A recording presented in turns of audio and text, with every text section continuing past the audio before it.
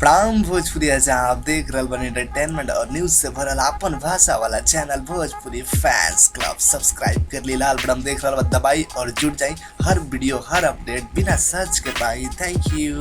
Bhojpuri industries के लोकप्रियता कितना बढ़ता भैया एह बात से पता चल गई बा कि भोजपुरी के एक्टरन के लोग इज्जत कितना दे रहा बा, ओकन के लोकप्रियता कितना बढ़ गई।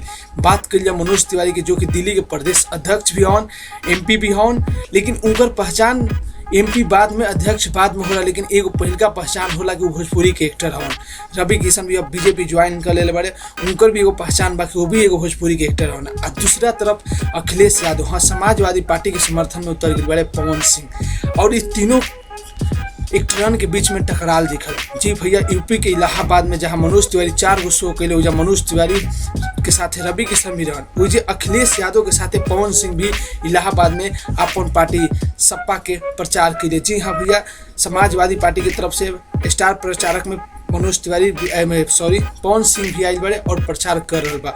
आगे देखी के बा कि केकर पार्टी के अच्छा नतीजा आवता, कौन से एक्टर से लेके ये लोग जीत रहा बा लोग। काहे कि बता दी कि इलाहाबाद, जी हाँ, पूर्वी उत्तर प्रदेश में ये भोजपुरी एक्टरन के जनसत्ता या कहीं तक पॉपुलरिटी ज़्यादा बा, पूजा के लोग चाहे अलग सबसे ज़्यादा बा।